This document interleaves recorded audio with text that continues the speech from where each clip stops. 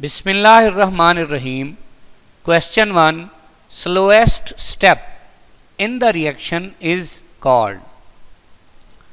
इसको समझने के लिए हम एक एग्जाम्पल लेते हैं. देखिए, decomposition of N2O5 into N2O4 and O2. जब हम इस रिएक्शन का मैकेनिज्म देखते हैं तो पता ये चलता है कि ये रिएक्शन दो स्टेप्स में होता है. पहले स्टेप में एक N2O5 का मॉलिक्यूल N2O3 और O2 बनाता है, और दूसरे स्टेप में एक और N2O5 का मॉलिक्यूल इस N2O3 से मिलके दो N2O4 के मॉलिक्यूल बनाता है. जब हम इसे ओवरऑल ऐड करते हैं तो चूंकि N2O3 पहले स्टेप में बना और दूसरे में यूज हो गया, तो ये क्या था? ये रिएक्शन इंटरमीडिएट था. अब ओवरऑल रिएक्टेंट्स में दो N2O5 और प्रोडक्ट्स में दो N2O4 और एक O2 बचा. अब देखिए, ये जो पहला स्टेप है ये स्लो स्टेप है और दूसरे वाला फास्ट स्टेप है. अब इस तरह का जो रिएक्शन होता है जो एक से ज्यादा स्टेप्स में होता है, ऐसे रिएक्शन को कहते हैं कॉम्प्लेक्स रिएक्शन. एक ऐसा रिएक्शन जो एक से ज्यादा स्टेप्स में होता है उसे क्या कहते हैं? Complex reaction. तो ये एक कॉम्प्लेक्स रिएक्शन है, लेकिन वो जितने स्टेप्स में होता है उनमें से हर जो स्टेप है वो कहलाता है एलिमेंट्री स्टेप. वो क्या कहलाता है? Elementary step. तो इसका मतलब क्वेश्चन में था स्लोएस्ट स्टेप क्या कहलाता है, तो एलिमेंट्री स्टेप तो स्लोएस्ट भी होता है और फास्ट भी होता है. इसका मतलब अल्फा गलत हो गया. अब देखिए, बीटा पे है रेट लॉ. रेट लॉ क्या होता है? जो किसी केमिकल रिएक्शन में सबसे स्लो स्टेप होता है, यानी स्लोएस्ट स्टेप होता है, उसे रेट डिटरमिनिंग स्टेप कहते हैं. देखिए, रेट डिटरमिनिंग स्टेप की ऑप्शन हमारे पास कहां दी हुई है? चार्ली पे दी हुई है. तो स्लोएस्ट स्टेप वाकई कौन सा स्टेप हुआ? Rate determining step. तो आंसर तो हो गया चार्ली. लेकिन रेट लॉ क्या होता है? इस स्लो स्टेप में देखें N2O5 के कितने मॉलिक्यूल हिस्सा ले रहे हैं? एक. तो हम कहेंगे rate is equal to constant K into concentration of N2O5 raise to power 1. तो ये क्या है? ये रेट लॉ या रेट इक्वेशन है.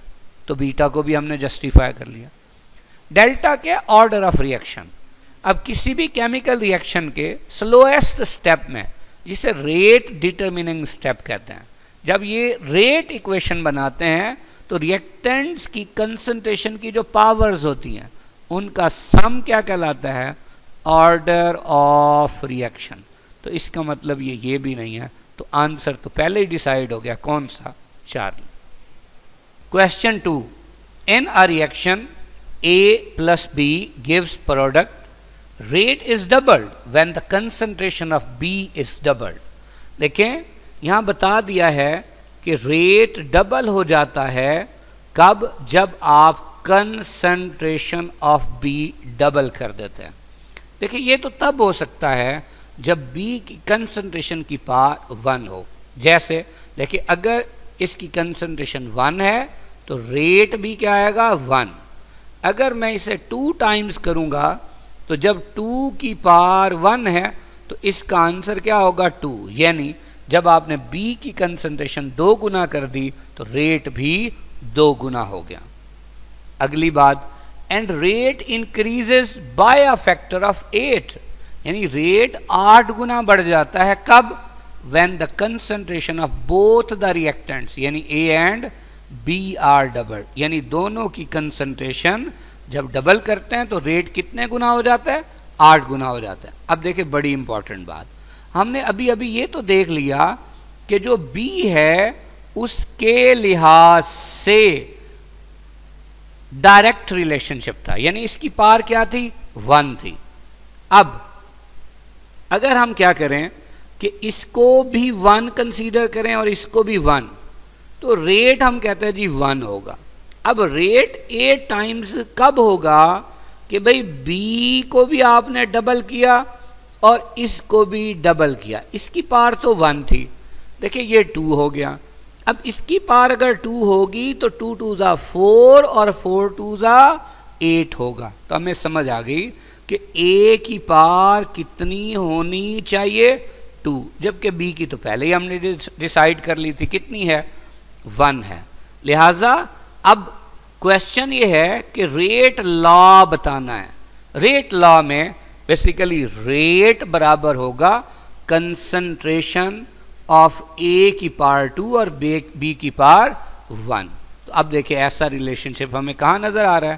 چارلی پہ۔ سو the answer is Charlie. Question 3. When the change in concentration is this one and the time for that change, yani change in time is 100 seconds, the rate of reaction will be. اب سب سے پہلی بات دیکھیں سب کی unit same لکھی ہوئی ہیں، لہٰذا ہمیں یونٹ مینشن کرنے کی ضرورت نہیں ہے۔ اب ریٹ کس کے برابر ہوتا ہے؟ Change in concentration with change in time. اب چینج ان کنسنٹریشن کیا ہے؟ 6 into 10 raised to power minus 5 اور چینج ان ٹائم کیا؟ 100 کیا ہوتا ہے؟ 10 raised to power 2۔ یہ کیا ہو جائے گا؟ 6 into 10 raised to power minus 5۔ نیچے 10 raised to power 2 ہے، اوپر جائے گا تو 10 raised to power minus 2 ہو جائے گا، تو یہ 6 into 10 raised to power minus 7۔ اور ریٹ کی یونٹ کیا ہوتی ہے؟ مول پر ڈیسیمیٹر cube per second. So the answer is Charlie. Question 4. If concentration time graph of a reactant indicates a constant half life، مطلب ایک concentration time graph یہ شو کر رہا ہے کہ half life constant ہے، مطلب concentration change بھی کرتے ہیں تو half life change نہیں ہوتی، then the order of reaction with respect to the reactant is۔ دیکھیں یہ مختلف آرڈر آف ریئیکشنز کے گراف دیے ہوئے ہیں۔ اب ہم ان کے حوالے سے ایک بات ڈسکس کرتے ہیں۔ دیکھیں جو ہاف لائف ہوتی ہے nth آرڈر آف ریئیکشن کی، وہ انورسلی پروپورشنل ہے کس کے؟ Initial concentration raise to power 1 less then the order of reaction.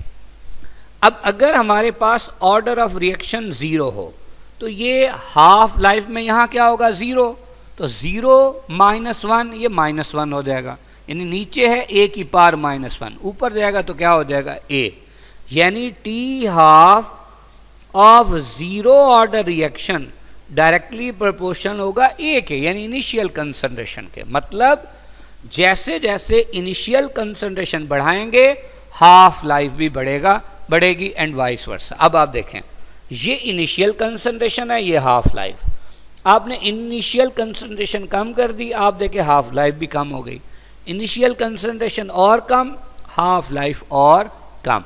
مطلب یہاں تو انیشیل کنسنٹریشن پہ ڈیپینڈ کر رہی ہے ہاف لائف، اس کا مطلب یہ کون سا آرڈر نہیں ہو سکتا؟ 0 آرڈر نہیں ہو سکتا۔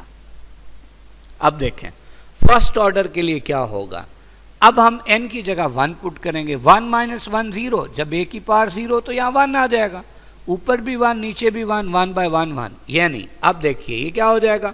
T half of first order reaction directly proportion ہوگا 1 کے، یعنی یہاں a انیشیل کنسنٹریشن ہے ہی نہیں، تو اس کی ہاف لائف انیشیل کنسنٹریشن پہ ڈیپینڈ نہیں کرے گی۔ اب دیکھیے یہ پہلی انیشیل کنسنٹریشن ہے، یہ پہلی ہاف لائف ہے۔ اب آپ نے انیشیل کنسنٹریشن آدھی کر دی لیکن ہاف لائف اتنی ہی ہے۔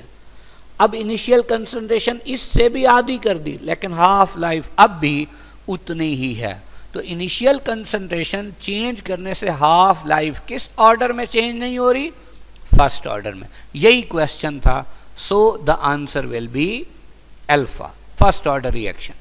اگر ہم سیکنڈ آرڈر کے لیے بات دیکھ لیں تو اس کے لیے کیا ہوگا؟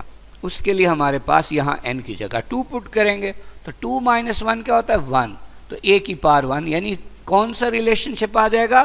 انورس ریلیشن شپ, یعنی T½ of second order reaction is inversely proportional to initial concentration. مطلب دیکھیں یہ انیشیل کنسنٹریشن ہے اور یہ ہاف لائف ہے.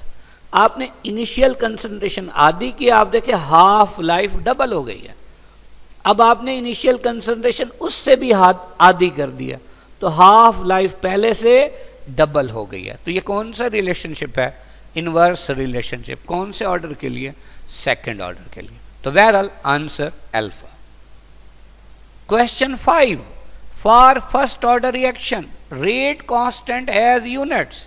دیکھیں اگر فرسٹ آرڈر ریئیکشن ہے تو rate will be equal to کے انٹو کنسنٹریشن آف جو بھی ریئیکٹنٹ ہے, سپوز اے, اس کی پار کتنی ہے 1. تو یہ فرسٹ آرڈر ریئیکشن ہے.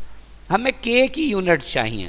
تو اب آپ دیکھیں اے کی کنسنٹریشن یہاں کے سے ملٹیپلائی ہو رہا ہے, ادھر جا کے ڈیوائڈ ہو جائے گا. تو کے کس کے برابر ہوگا؟ یہ برابر ہوگا rate over concentration of a raise to power 1.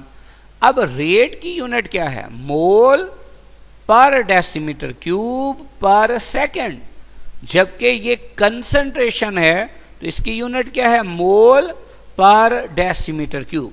اب یہاں پہ کیا ہوگا کہ یہ مول پر ڈیسی میٹر کیوب مول پر ڈیسی میٹر کیوب سے کینسل, تو ہمارے پاس صرف کیا بچے گا؟ Per second. تو یہ کون سے آرڈر آف ریئیکشن کی ریٹ کانسٹنٹ کی یونٹ ہے؟ فرسٹ آرڈر کی, اور کیا ہے؟ Per second. So the answer is delta. Question 6. For reaction A plus 2B gives C. If concentration of A and B is doubled, then the rate of reaction will increase. دیکھیں اس کے مطابق rate لا یا rate equation کیا ہوگی؟ یہ برابر ہوگی K into A raise to power, چونکہ 1 مول ہے تو 1 into B raise to power 2. اب دیکھیں اے اور بی دونوں کو ڈبل کرتے ہیں تو ریٹ کتنے گنا ہو جائے گا؟ تو سب سے پہلے ہم یہ دیکھتے ہیں کہ اگر یہ بھی 1 ہو اور یہ بھی 1 ہو تو اب ریٹ کس کے برابر ہوگا؟ 1 کے برابر ہوگا. اب اس کو ڈبل کیا تو لکھ دیتے ہیں ہم 2 ریز ٹو پار 1, اس کو بھی ڈبل کیا 2 ریز ٹو پار 2, تو دیکھیں 2 2 زا 4 اور 4 2 زا 8. ریٹ کتنے ٹائمز ہو جائے گا؟ 8 Times. So the answer is Charlie. Question 7. Rate of following reaction can be expressed as. اب دیکھیں یہ ریئیکشن. اب ہمیں پتا ہے کہ اگر ایک جنرل ریئیکشن ہو جس میں A بنا رہا ہو B, تو اس کے لیے جب ریٹ لکھیں گے تو وہ 2 طرح سے ریپریزنٹ کیا جا سکتا ہے. دیکھیں اگر وہ ریئیکٹنٹس کے لحاظ سے ہے تو small change in concentration of ریئیکٹنٹ over small change in time. لیکن چونکہ ریئیکٹنٹ ہے اور وقت کے ساتھ ساتھ ان کی کنسنٹریشن کم ہو رہی ہے تو سائن کیا ہوگا؟ مائنس. یا ایک اور بھی طریقہ ہے ہمارے پاس کہ small change in concentration of products جو کہ B تھے with small change in time, لیکن چونکہ یہ پروڈکٹ ہیں اور وقت کے ساتھ ساتھ بڑھ رہے ہیں تو سائن کیا ہوگی؟ پازیٹیو. اب دیکھیں یہ ریئیکشن ہے, PCl5 کیا ہے؟ ریئیکٹنٹ. اب جس میں PCl5 لکھا ہوگا تو وہاں پہ سائن کیا ہونی چاہیے؟ مائنس. دیکھیں مائنس تو سب میں ہے, لیکن آپ دیکھیں ڈیلٹا میں پروڈکٹ لکھے ہوئے ہیں تو یہ غلط ہے.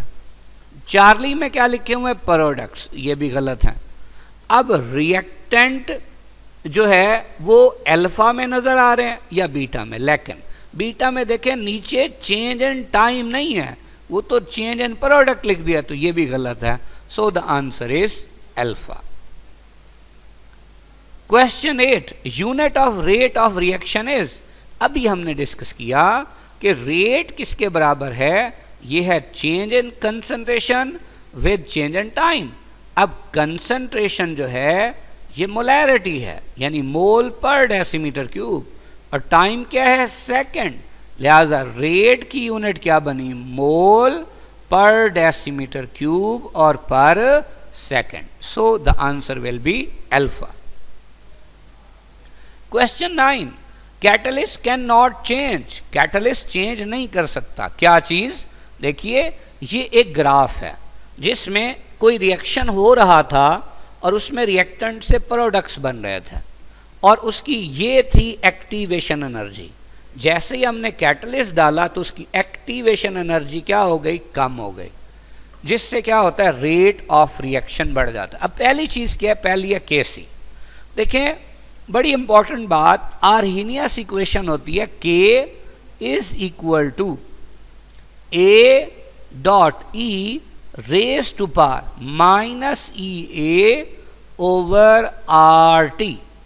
अब अगर एक कैटलिस्ट है तो वो देखिए क्या कर रहा है? एक्टिवेशन एनर्जी को कम कर रहा है. गौर से देखिए ई ए जो कि एक्टिवेशन एनर्जी, अब ये कम हो रहा है. अगर ये माइनस साइन ना होता ना तो ई ए कम होने का मतलब ये था कि ये जो पूरा फैक्टर है ये क्या हो जाएगा? कम. लेकिन माइनस का मतलब है अब कम नहीं होगा, ये बढ़ जाएगा. अब देखिए जब ई की पावर बढ़ जाएगी तो उसका प्रोडक्ट विद ए भी बढ़ जाएगा. तो समझ क्या आई कि के का एक्टिवेशन एनर्जी से इनवर्स रिलेशनशिप है. यानी जब भी एक्टिवेशन एनर्जी कम होगी तो रेट कांस्टेंट बढ़ जाएगा. लेकिन आप देखें अगर ये रिएक्शन रिवर्सिबल हो तो ये जितनी एक्टिवेशन एनर्जी फॉरवर्ड के लिए कम होगी उतनी ही रिवर्स के लिए कम होगी, दोनों के लिए एक जितनी कम होगी. इसका मतलब क्या हुआ कि के सी जो कि रेशो था rate constant for forward step और rate constant for reverse step के. तो अब आप कह रहे हैं कि जितना ये बढ़ा उतना ये बढ़ा, तो फिर रेशो क्या रहेगी? कांस्टेंट. यानी के सी चेंज नहीं होगा. तो कैटलिस्ट के सी को चेंज नहीं कर सकता. दूसरी बात आप देखें, आपने इस रिएक्शन में कैटलिस्ट डाला, एक्टिवेशन एनर्जी जरूर चेंज हुई, लेकिन रिएक्टेंट्स की जो एनर्जी थी और प्रोडक्ट्स की एनर्जी थी वो तो वही की वही है. यानी इन दोनों का जो डेल्टा है, चेंज है, जिसे आप चेंज इन एंथैल्पी कहते हैं, वो दोनों केसेस में क्या रहा है? सेम रहा है. यानी चेंज इन एंथैल्पी भी चेंज नहीं हो सकती. और चार्ली पे यील्ड, यानी जो प्रोडक्ट है उसकी अमाउंट कम या ज्यादा. भाई अभी आपने कहा कि ये जितना रेट फॉरवर्ड डायरेक्शन में बढ़ाता है उतना ही रिवर्स डायरेक्शन में बढ़ाता है, लिहाजा यील्ड पे कोई फर्क नहीं पड़ता. बट ये जरूर हो सकता है कि जो इक्विलिब्रियम पोजीशन है वो वक्त से जरा पहले अचीव की जा सकती है. So the answer will be delta. Question 10.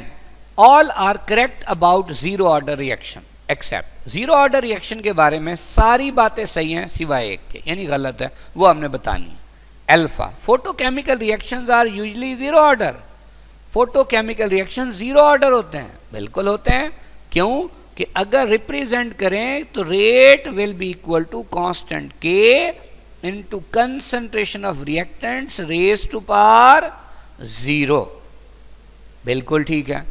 Beta rate of reaction is independent of concentration of reactants. देखिए जब रिएक्टेंट्स की कंसंट्रेशन की पावर 0 है तो आंसर क्या आएगा? 1. और 1 इंटू के क्या ही होगा? के. यानी इनका रेट असल में रेट कांस्टेंट के बराबर होगा, वो रिएक्टेंट्स की कंसंट्रेशन पे डिपेंड नहीं करेगा. बिल्कुल ठीक. Charlie. Radio active decay follows zero order usually. बिल्कुल गलत. Radio active decay zero order नहीं होता बल्कि वो फर्स्ट ऑर्डर होता है. क्यों? कि फर्स्ट ऑर्डर रिएक्शन में जो हाफ लाइफ है वो इनिशियल कंसंट्रेशन पे डिपेंड नहीं करती, और रेडियो एक्टिव डिके भी ऐसा ही है. कैसे? जरा देखें कि T half of nth order reaction inversely proportional होती है initial concentration raise to power 1 less than the order of reaction. तो अगर मैं यहां पे लिखूं कि T half of first order reaction, तो यहां क्या होगा? देखें यहां पे होगा a raise to power 1 less than the order of reaction. अब आप देखिए आपके सामने क्या रिलेशनशिप आया कि T half of first order reaction is directly proportional to 1 over a raise to power क्या आएगा? 0. a रेस टू पावर 0 तो 1 होता है, ऊपर भी 1 नीचे भी 1, तो ये सिर्फ 1 आ गया। तो अब आप देखिए जो फर्स्ट ऑर्डर रिएक्शन की हाफ लाइफ है उसमें तो इनिशियल कंसंट्रेशन का जिक्र ही नहीं है, तो वाकई उसकी हाफ लाइफ इनिशियल कंसंट्रेशन पे डिपेंड नहीं कर रही। तो ये कौन से ऑर्डर के लिए? फर्स्ट ऑर्डर के लिए। तो ये बिल्कुल ठीक है। तो फिर क्या हुआ, यहां पे किसके बारे में था? जीरो ऑर्डर, हालांकि कौन सा ऑर्डर है? First order. तो ये बात क्या है? गलत। So the answer is Charlie. Delta है half life is directly proportional to initial concentration. किसके लिए? जीरो ऑर्डर के लिए। देखें अगर हम लिख दें कि T half of zero order is inversely proportional to initial concentration raised to power 1 less than the order of reaction। तो देखें ये क्या हो जाएगा? T half of zero order reaction, ये साइन आ जाएगी। अब देखें नीचे होगा a की पावर -1, ऊपर आएगा तो a हो जाएगा। तो हाफ लाइफ इनिशियल कंसंट्रेशन के क्या है? डायरेक्टली प्रोपोर्शनल ही है। तो ये क्या था? ये सही था। तो हमने गलत बताना था। सो the answer is Charlie. Question 11. Half life of a reaction A gives B is 0.693 over 2 seconds. Its rate constant is, देखिए रेट कांस्टेंट हमने मालूम करना है, हाफ लाइफ दी हुई है, हमें ऑर्डर ऑफ रिएक्शन फिलहाल नहीं पता, लेकिन देखिए चूंकि बता दिया है कि A gives B, ये लग रहा है कि ये एक एलिमेंट्री रिएक्शन है, यानी एक ही स्टेप में होने वाला रिएक्शन है। तो इसके लिए रेट किसके बराबर होगा? रेट बराबर होगा K इंटू रिएक्टेंट की कंसंट्रेशन रेज टू पावर 1, यानी ये कौन सा ऑर्डर है? First order. और फर्स्ट ऑर्डर रिएक्शन की जो हाफ लाइफ है वो किसके बराबर है? वो है 0.693 ओवर K। अब हाफ लाइफ तो गिवन है, पूछा हुआ क्या है? Rate constant. तो अब हम क्या करते हैं? इसको इधर ले जाते हैं, हाफ लाइफ को इधर ले आते हैं। तो देखिए K किसके बराबर हुआ? 0.693 over half life of first order reaction. देखिए K बराबर होगा, ये 0.693 है, K क्या था? ये था 0.693 ओवर 2। जब ये इस पे डिवाइड हो रहा है तो ये उलट हो जाएगा, ये क्या बन जाएगा? 2 ओवर 0.693, ये इससे कैंसिल हो जाएगा। आपके पास K जो कि रेट कांस्टेंट हो जाएगा, उसकी वैल्यू क्या होगी? 2 पर second. So the answer will B Charlie. Question 12. Specific rate constant is also called. तो specific rate constant का दूसरा नाम क्या है? Velocity constant. So the answer is alpha. Question 13. The rate law for the reaction is rate is equal to K into A की concentration raised to power 1 और B की concentration raised to power 2/3. The order of reaction is, देखिए चूंकि order of reaction reactants की concentration की parse का सम है, तो हम कहेंगे 1 + 2/3।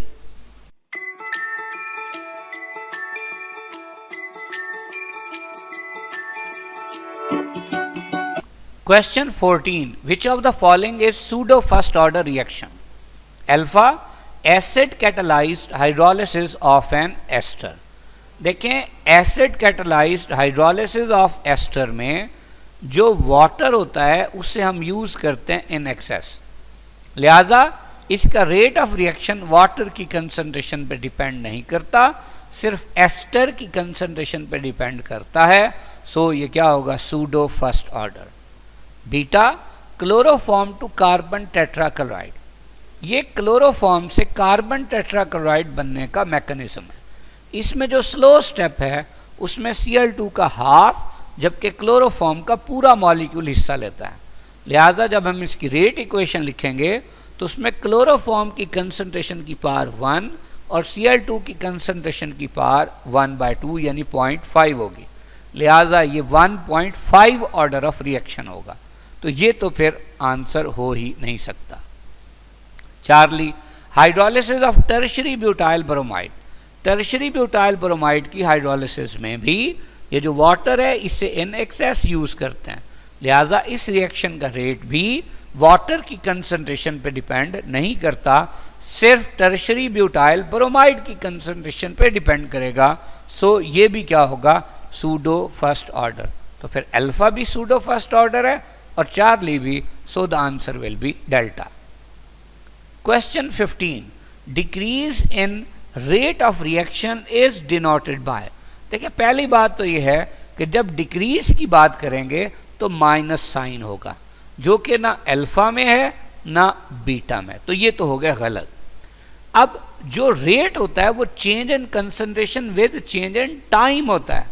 तो अब चार्ली में ऊपर कंसंट्रेशन यानी एक्स, नीचे टाइम यानी टी है, जबकि डेल्टा में उलट लिखा हुआ है, तो फिर डेल्टा भी गलत हो गया। सो the answer is Charlie. Question 16, factor which does not generally affect the rate of reaction. देखिए अल्फा है सरफेस एरिया, जितना सरफेस एरिया ज्यादा होता है उतना रेट ऑफ रिएक्शन भी ज्यादा होता है। टेम्परेचर, टेम्परेचर बढ़ाने से रेट कांस्टेंट के भी बढ़ जाता है और रेट ऑफ रिएक्शन भी बढ़ जाता है।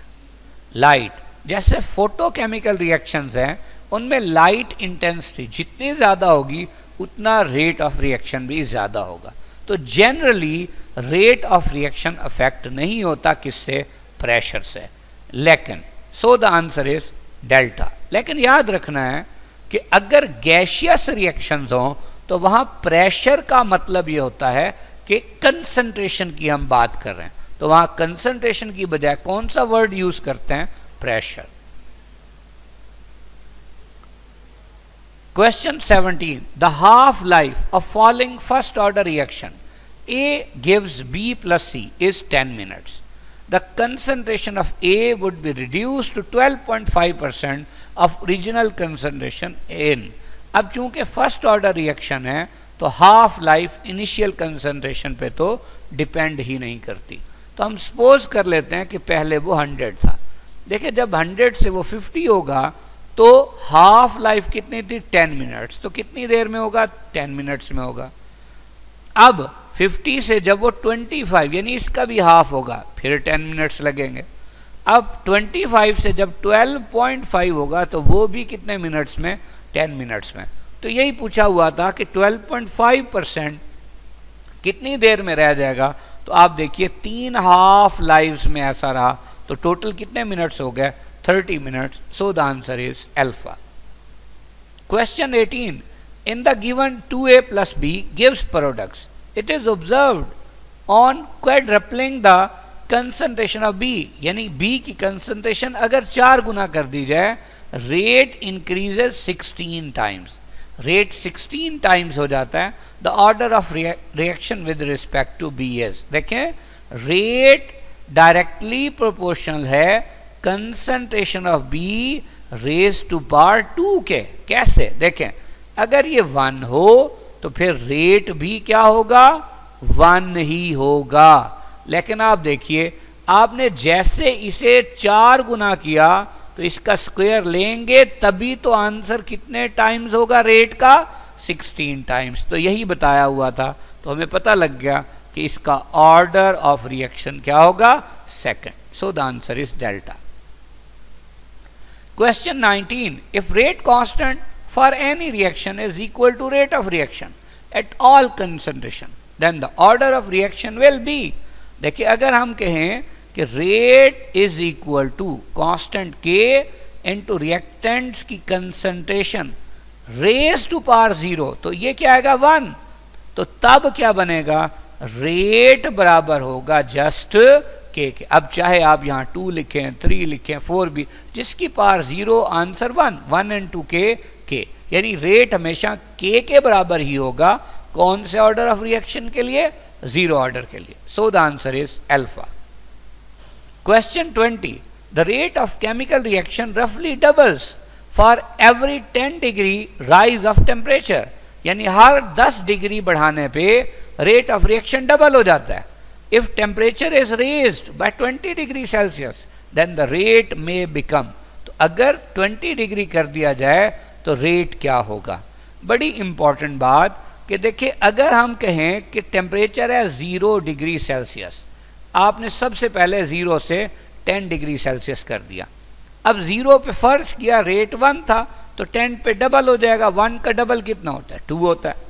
اسی طرح جب آپ اسے 10 سے 20 کریں گے تو اب 10 پہ تھا 2 تو 20 چونکہ 10 ڈگری کا گیپ ہے تو 2 کا ڈبل کتنا ہوتا ہے 4، تو آنسر ہو جائے گا alpha. Question 21. Which one is not physical method for rate determination of chemical reaction? Alpha dialectometric method. یہ ریٹ ڈٹرمینیشن کا میتھڈ ہے کب؟ جب ریئیکٹنٹس اور پروڈکٹس میں والیوم چینج ہو رہا ہو. ہاف لائف میتھڈ یہ آرڈر آف ریئیکشن معلوم کرنے کا میتھڈ ہے کب؟ جب 2 انیشیل کنسنٹریشن اور 2 ہاف لائف بتاؤں کسی بھی کیمیکل ریئیکشن کی. سو the answer will be beta. Charlie ہے اسپیکٹرومیٹرک میتھڈ، یہ ریٹ ڈٹرمن کرنے کا میتھڈ ہے کب؟ جب ریئیکٹنٹس یا پروڈکٹس میں ایبزاربنس یا ٹرانسمیٹنس کا فرق آ رہا ہو. کس ریڈیشن کا؟ یو وی ویزیبل یا انفرا ریڈ ریڈیشن کا. ڈیلٹا آپٹیکل روٹیشن میتھڈ، یہ اینگل آف روٹیشن میئر کرنے کے ذریعے ریٹ آف ریئیکشن معلوم کرنے کا میتھڈ ہے. کس کے ذریعے؟ پولیری میٹر کے ذریعے. Question 22. Which of the following is type of slow reaction? Alpha fermentation. دیکھیں فرمنٹیشن کو ہم سلو ریئیکشن میں کاؤنٹ کرتے ہیں، لیکن رسٹنگ آف آئرن بھی سلو ریئیکشن میں کاؤنٹ ہوتا ہے. لیکن یہ سلو، ماڈریٹ یا فاسٹ ریئیکشن کوئی ایبسولوٹ ٹرمز نہیں ہیں، یہ ریلیٹیو ٹرمز ہیں. اب اگر ہم فرمنٹیشن اور رسٹنگ آف آئرن کو کمپیئر کریں تو رسٹنگ آف آئرن میں زیادہ وقت لگتا ہے as compare to that in fermentation. تو ان میں سے سلو کون ہوگا؟ رسٹنگ آف آئرن، اور فرمنٹیشن فاسٹ ہو جائے گا. اب جب آپ نیوٹرلائزیشن کی بات کریں گے تو یہ تو اس سے بھی فاسٹ ہے، تو پھر فرمنٹیشن کیا ہو جائے گا؟ ماڈریٹ. جبکہ ہائیڈرولسس آف ایسٹر ویسے ہی ان دونوں کے کمپیریزن میں ماڈریٹ ہی ہوتا ہے. تو پھر فرمنٹیشن اور رسٹنگ آف آئرن میں سلو کون سا ہوا؟ رسٹنگ of iron. So the answer is beta. Question 23. In rate is equal to K into concentration of A into concentration of B. The second order reaction becomes. کون سا آرڈر ہو جائے گا کب؟ جب A is in large excess. اب دیکھیں جو ریئیکٹنٹ large access میں ہوتا ہے اس کے لحاظ سے آرڈر آف ریئیکشن کیا ہو جاتا ہے؟ 0. تو اب وہ تو صرف کس پہ ڈیپینڈ کرے گا؟ بی پہ، اور بی کی کنسنٹریشن کی پار کیا ہے؟ 1. سو the answer will be first order یا pseudo first order. Answer delta. Question 24. When the temperature of the reacting gases is raised by 10 Kelvin, the fraction of molecules with energy more than activation energy roughly doubles, and so the rate of reaction also doubles. یہی بات تو ہم کرتے ہیں کہ ہر 10 degree یا 10 kelvin بڑھانے پہ ریٹ آف ریئیکشن ڈبل کیوں ہو جاتا ہے؟ کیونکہ ان مالیکیولز کی تعداد جن کی انرجی ایکٹیویشن انرجی سے زیادہ ہوتی ہے ڈبل ہو جاتی ہے، لہذا ریٹ آف ریئیکشن بھی ڈبل ہو جاتا ہے. سو the answer is Charlie. Question 25. Rate of first order reaction depends on. بھائی فرسٹ آرڈر ریئیکشن کا ریٹ کس پہ ڈیپینڈ کرے گا؟ ہم جب لکھیں گے ریٹ از اکول ٹو کے انٹو ریئیکٹنٹ سپوز اے تھا، اس کی کنسنٹریشن کی پار کیا ہے؟ 1 ہے. تو وہ کس پہ ڈیپینڈ کرے گا؟ وہ ریئیکٹنٹس کی کنسنٹریشن پہ ڈیپینڈ کرے گا. سو the answer will be alpha. Question 26. The rate of reaction is alpha always constant. غلط. شروع میں ریئیکٹنٹس کی کنسنٹریشن زیادہ ہوتی ہے تو ان کی کنسنٹریشن میں چینج بھی زیادہ ہوگا، لہذا ریٹ آف ریئیکشن زیادہ ہوگا. اور بعد میں چونکہ ریئیکٹنٹس کی کنسنٹریشن کم ہوتی ہے تو اس کا چینج بھی کم ہوگا، لہذا ریٹ آف ریئیکشن بھی کم ہوگا. بیٹا ایور چینجنگ پیرامیٹر، چینج ہوتا رہتا ہے تو یہ ہو سکتا ہے. Charlie always increases. غلط. وقت کے ساتھ ساتھ ڈیکریز ہوتا ہے. انکریزز ایٹ دا اینڈ, غلط, اینڈ پہ تو الٹا کم ہو جاتا ہے. سو the answer is beta. Question 27, which will change for first order reaction with time. دیکھیں فرسٹ آرڈر ریئیکشن کے لیے ریٹ کانسٹنٹ تو ہمیشہ کانسٹنٹ ہوتا ہے, وہ وقت کے ساتھ ساتھ چینج نہیں ہوتا, لیکن ٹیمپریچر کے ذریعے چینج کیا جا سکتا ہے. بیٹا rate of reaction, rate of reaction وقت کے ساتھ ساتھ چینج ہوتا ہے, جبکہ half life first order reaction کی ریئیکٹنٹس کی کنسنٹریشن پہ ڈیپینڈ نہیں کرتی. سو the answer will be beta. Question 28, rate of gaseous exothermic reaction is increased by increasing all except, یعنی ایگزوتھرمک ریئیکشن ہے اس کا ریٹ ہر چیز بڑھانے سے بڑھ جاتا ہے سوائے ایک کے. دیکھیں ٹیمپریچر, بھئی چاہے ایگزو ہو چاہے اینڈو, ٹیمپریچر جب بھی بڑھائیں گے ریٹ آف ریئیکشن بڑھے گا. بیٹا سرفیس ایریا, ایگزو ہو چاہے اینڈو ہو, سرفیس ایریا جب بھی بڑھائیں گے ریٹ آف ریئیکشن بڑھے گا. چارلی والیوم آف ویسل, بھئی والیوم آف ویسل کا ریٹ آف ریئیکشن سے کوئی لینا دینا نہیں ہے. سو the answer is Charlie. Concentration of ریئیکٹنٹس, چاہے ایگزو ہو چاہے اینڈو ہو, جب بھی ریئیکٹنٹس کی کنسنٹریشن بڑھائیں گے ریٹ آف ریئیکشن بڑھے گا. سو the answer is Charlie. Question 29, a catalyst works by, دیکھیں کیٹلسٹ کیا کام کرتا ہے, ہم نے ابھی پڑھا تھا ایکٹیویشن انرجی کو کم کرتا ہے, اور وہ جو اس کا پاتھ وے ہے وہ بھی چینج کر دیتا ہے. دیکھیں ایکٹیویشن انرجی بھی کم ہو رہی ہے, اور ریئیکٹنٹ سے پروڈکٹ بننے کا پہلے اور پاتھ تھا اور بعد میں اور پاتھ ہے. فارمنگ اسٹیبل ٹرانزیشن اسٹیٹ, دیکھیں جو پہلے ٹرانزیشن اسٹیٹ یا ایکٹیویٹڈ کمپلیکس تھا اس کی انرجی زیادہ تھی, جو کیٹلسٹ ڈالنے پہ بنا اس کی انرجی کم ہے, مطلب اسٹیبلٹی زیادہ ہے. سو the answer is delta. Question 30, which of the following order of rate constant has same unit as rate of reaction. دیکھیں اگر میں یہ کہوں کہ ریٹ برابر ہوتا ہے K انٹو ریئیکٹنٹس کی کنسنٹریشن کی پار کیا آرڈر آف ریئیکشن, دیکھیں اگر یہ 0 ہوگا تو یہ 1 آئے گا, اور ریٹ کس کے برابر ہوگا, ریٹ کانسٹنٹ K کے, لیکن یہ کب ہوا جب کون سا آرڈر ہے, 0 order. So the answer is delta. Question 31, half life of radioactive isotope is 10 days.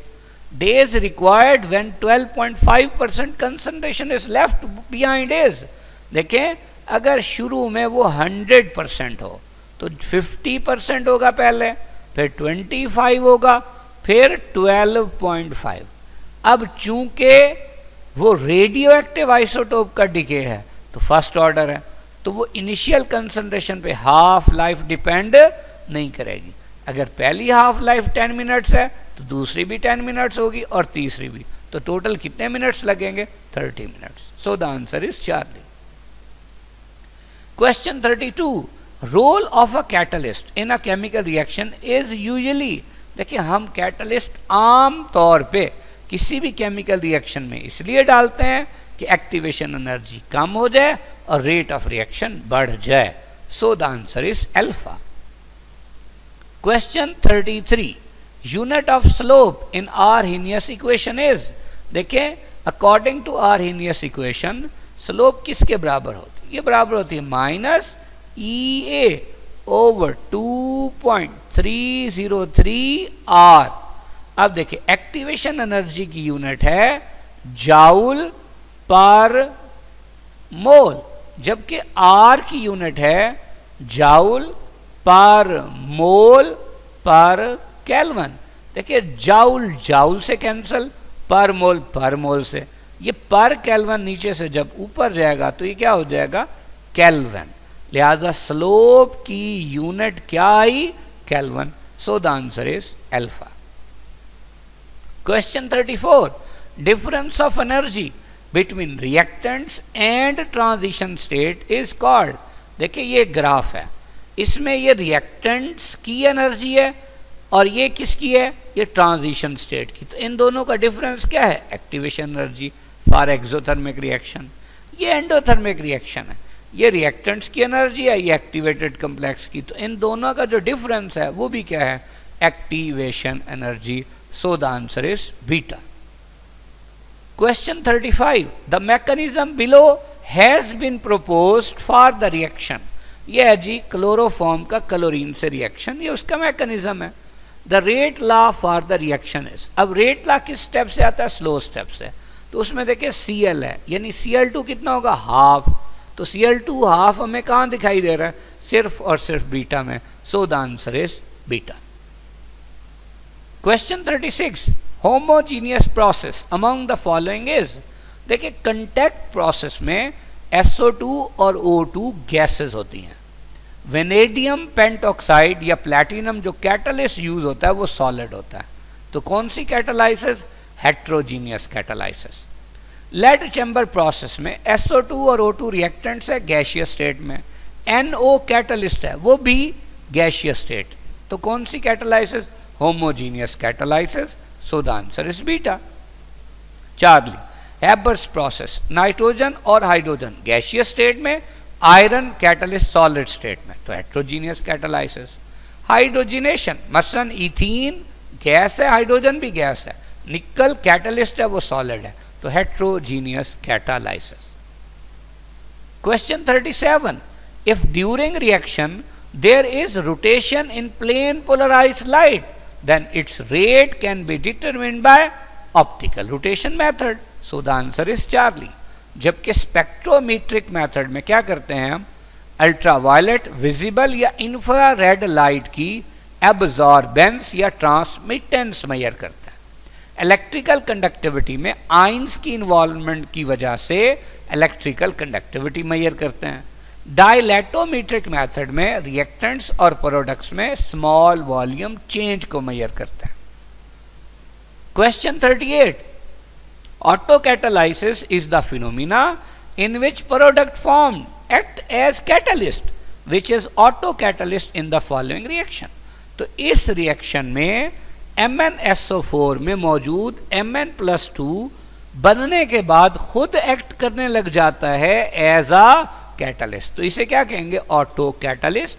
और ये फिनोमिना कहलाएगा auto catalysis. So the answer is beta.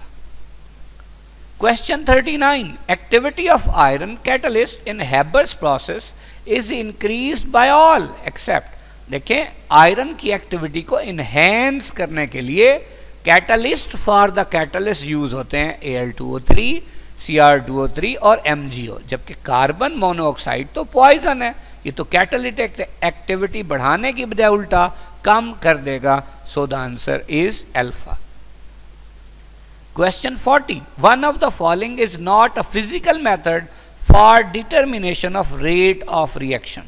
तो स्पेक्ट्रोमीट्री, रिफ्रैक्टोमीट्री और electrical conductivity method physical method हैं रेट ऑफ रिएक्शन मालूम करने के लिए, क्योंकि इनमें हम कोई केमिकल रिएक्शन नहीं करते. जबकि टाइट्रीमेट्री यानी टाइट्रेशन एक केमिकल मेथड है, क्योंकि टाइट्रेशन में किसी भी केमिकल रिएक्शन में बनने वाला जो प्रोडक्ट होगा उसका टाइट्रेशन के जरिए फिर किसी और चीज से रिएक्शन कराया जाएगा और तब उसकी concentration with change in time मालूम करके यानी रेट मालूम करेंगे. सो the answer will be delta. Question 41. Following is an exothermic reaction which is correct statement. Alpha, rate of reaction will increase by increasing temperature. भाई चाहे रिएक्शन एक्सो हो चाहे endo हो, जब भी टेम्परेचर बढ़ाएंगे रेट ऑफ रिएक्शन बढ़ेगा. तो करेक्ट है. Beta. Yield of ammonia can be decreased by increasing pressure. देखिए इंक्रीजिंग प्रेशर का मतलब है डिक्रीजिंग वॉल्यूम. डिक्रीजिंग वॉल्यूम का मतलब है डिक्रीजिंग मोल. देखिए मोल कहाँ डिक्रीज हो रहे हैं? प्रोडक्ट्स की तरफ. भाई जब प्रोडक्ट्स की तरफ आप जाएंगे मोल कम तो यील्ड बढ़ेगी. तो यहाँ क्या लिखा हुआ है? डिक्रीज. तो गलत हो गया. Charlie. Rate of reaction will decrease by increasing temperature. बिल्कुल गलत, उलट बात हो गई. By increasing nitrogen yield of ammonia decrease. भाई जब आप रिएक्टेंट्स की कंसंट्रेशन बढ़ाते हैं तो to maintain the equilibrium reaction कहाँ जाता है? फॉरवर्ड. तो उससे तो अमोनिया की यील्ड बढ़ेगी, कम नहीं होगी. तो ये भी गलत. So the answer is alpha. Question 42. Spectrometry is applied for rate determining when. देखिए कब होता है? अभी हमने डिस्कस किया था کہ جب ریئیکٹنٹس یا پروڈکٹس میں یووی ویزیبل اور انفرا ریڈ ریڈیشن کی ایبزاربنس اور ٹرانسمیٹنس میں فرق آ رہا ہو, سو the answer will be alpha. جبکہ جب ریئیکشنز میں آئن انوالو ہو تو الیکٹریکل کنڈکٹیوٹی میتھڈ, اور جب والیوم چینج انوالو ہو تو ڈائلیٹومیٹرک میتھڈ, اور اگر ان میں سے کوئی آپٹیکلی ایکٹیو ہو تو پھر optical rotation method. Question 43, آرہینیس equation describes the effect of. اب دیکھیں کس چیز کا افیکٹ بتاتی ہے. آرہینیس ایکویشن ہوتی ہے K is equal to A dot E raise to power minus EA over RT. دیکھیں اگر میں یہاں پہ یہ کہوں کہ میں نے ٹیمپریچر بڑھا دیا تو اگر یہ مائنس نہ ہوتا تو یہ EA اوور RT کم ہو جاتا, لیکن مائنس کا مطلب ہے بڑھ جائے گا, یعنی E کی پار بڑھ جائے گی تو اس کا پروڈکٹ ود A بھی بڑھ جائے گا, اور اس کا پروڈکٹ ود A کیا ہے, K ہے. تو ہمیں سمجھ آ گئی کہ K کا T سے کیا ریلیشن شپ ہے, ڈائریکٹ ریلیشن شپ ہے. یعنی بیسیکلی آرہینیس ایکویشن ہمیں بتاتی ہے کہ ٹیمپریچر کا ریٹ کانسٹنٹ یا ریٹ آف ریئیکشن پہ کیا افیکٹ ہے. سو the answer is alpha. Question 44, following first order reaction is 50% completed in 24 minutes at 300 Kelvin. اب یہ ریئیکشن ہے اور انیشیل کنسنٹریشن بتا دی 10 گرام ہے.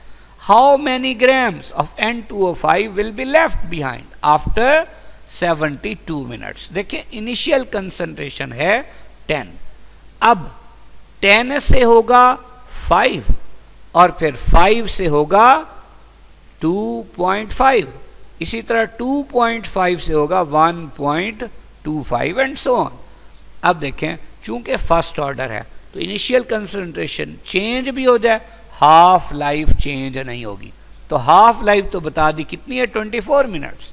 دیکھیں یہ پہلی 24, یہ دوسری 24 اور یہ تیسری 24, ٹوٹل کتنی ہو گئی, ٹوٹل ہو گئی 72 منٹس. تو اس کے بعد دیکھیں کتنا باقی رہ جائے گا, 1.25. سو the answer will be Charlie. Question 45, iron اور واٹر کا ریئیکشن ہے پلیٹینم کی پریزنس میں. یہ کس چیز کی ایگزامپل ہے؟ دیکھیں آئرن سالڈ ہے, واٹر لیکوڈ ہے, پلیٹینم جو ہے وہ سالڈ ہے. پہلی بات تو یہ ہیٹروجینیس کیٹالائسس ہے کیونکہ ریئیکٹنٹس اور کیٹلسٹ کی فزیکل سٹیٹ سیم نہیں ہے. سو the answer is Charlie. Question 46, the rate expression of a reaction is. یہ ریٹ ایکسپریشن ہے. What happens to the rate of reaction if concentration of A and B are doubled, یعنی دونوں کی concentration ہم کیا کر دیں, ڈبل کر دیں. دیکھیں ریٹ جو ہے یہ ڈائریکٹلی پروپورشنل کس کے ہوگا, A کی کنسنٹریشن ریز ٹو پاور 1 اور B کی کنسنٹریشن ریز ٹو پاور 2. اب دیکھیں اگر سپوز یہ بھی 1 ہو اور یہ بھی 1 ہو تو آپ دیکھیں ریٹ 1 آئے گا. اب وہ کہتا ہے آپ اسے بھی ڈبل کر دیں اور اسے بھی ڈبل کر دیں تو یہ دیکھیں کیا ہوگا, 2 to the 4 اور 4 to the 8. تو ریٹ کتنے ٹائمز ہو جائے گا, 8 Times. So the answer will be beta. Question 47, if activation energy for forward اور activation energy for backward are the, یہ بتا دیا کہ یہ EF کا مطلب فارورڈ اور EB کا مطلب بیکورڈ کے لیے activation energy, how these can be compared for the exothermic reaction. دیکھیں ایگزوتھرمک ریئیکشن کیا ہوتا ہے, ریئیکٹنٹس کی انرجی زیادہ اور پروڈکٹس کی انرجی کم. اب جو EF ہے وہ ریئیکٹنٹ سے لے کر ایکٹیویٹڈ کمپلیکس تک کی انرجی ہے, اور EB یا ER کیا ہے, وہ پروڈکٹ سے لے کر ایکٹیویٹڈ کمپلیکس تک کی انرجی ہے. تو آپ کے سامنے آپ کو نظر آ رہا ہے کہ جو ER یا EB ہے وہ زیادہ ہوگا کس سے, EF سے. So the answer will be Charlie.